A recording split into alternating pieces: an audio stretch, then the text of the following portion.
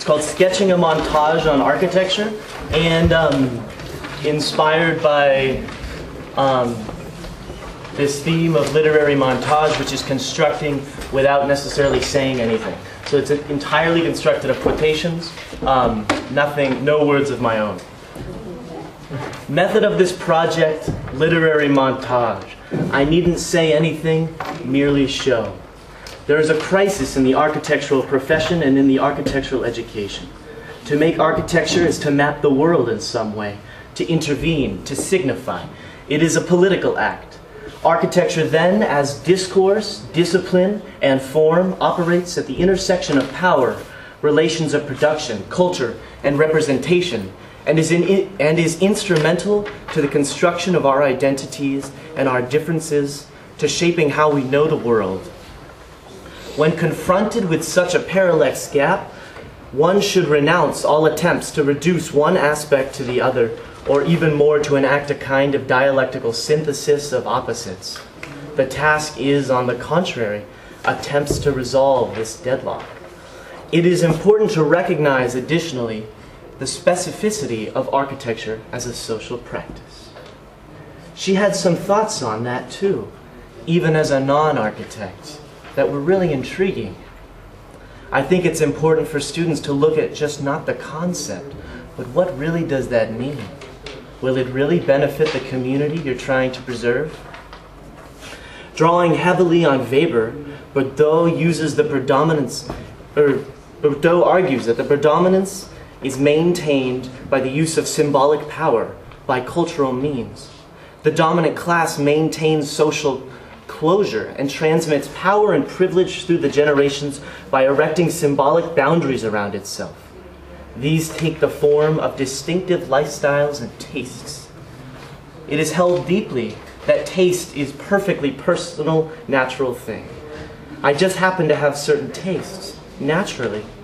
Nothing is more effective in denying that culture is a social weapon than simply asserting that our tastes are purely natural. Their playful indifference conceals the reality of the ruthless exercise of power.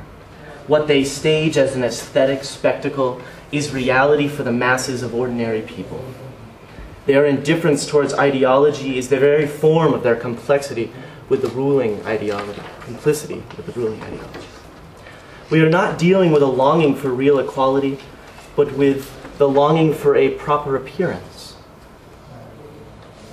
To recast it in a less gentle Bourdieuvian conceptual schema, the field of architecture is responsible for producing these parts of the built environment that the dominant classes use to justify their domination of social order. Buildings of power, buildings of state, buildings of worship, buildings to awe and impress. Any critical practitioner of architectural design or discourse who does not locate himself or herself on the global social battlefield as a strategist that is not a map drawer, but a drawer of lines of march, a generator of structures for knowledge for social action, will be among the first intellectuals to serve the hegemonic class. So how does the anti-elitist architecture of performance arts venues fit into these coordinates? It attempts to overcome elitist exclusivity, fails, since it reproduces the paradoxes of upper-class liberal openness, its falsity. The failure to achieve its goals is the falsity and limitation of our tolerant liberal capitalism.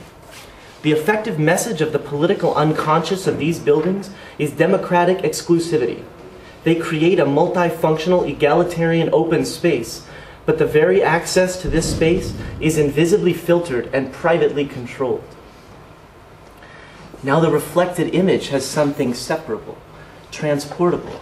And where is it transported? Before the public. There's also exploitation that happens.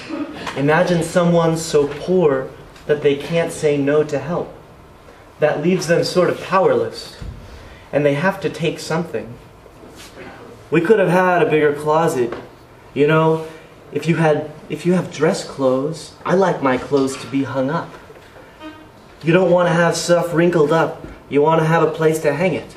And when you don't have a lot of closet space, you messed up then. And that's one thing I wish they would have done. I told them, I expressed that to them.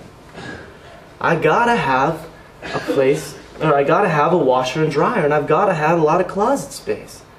I think I did say something about cabinet spaces too, and all three of those were not met. Given this situation, the answer to the question, can architects be socially responsible, is, as a profession is currently constituted, no. An architect's interests are ultimately determined by a series of random encounters with projects and clients that do not allow an independent investigation of issues or conditions outside of their field of vision. Independent analysis, research, or investigation is simply not within their repertoire. It's social architecture. It's the idea you can design in a way to transform society into a better society. If you can do these green, sustainable designs, you're going to change society for the better. That's a pretty heavy-duty value system to be carrying along.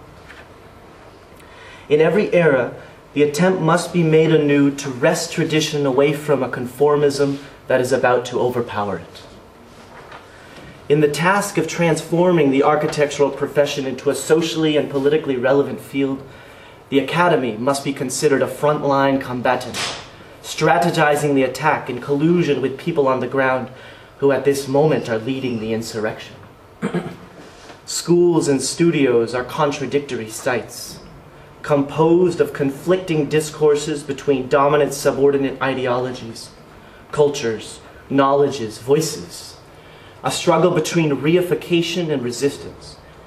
Educators would do well to interrogate curricula and contestation between reification and resistance, to decode, analyze, and critique the ideological dimensions of those texts and practices that serve to legitimate hegemonic interests at the expense of authentic forms of community and democratic life. This does not mean that teachers should neglect course content to politicize their students, but rather to realize that knowledge is a narrative to construct, a story of potentially immense meaning and power when lifelines of students are weaved into the story itself. Thank you.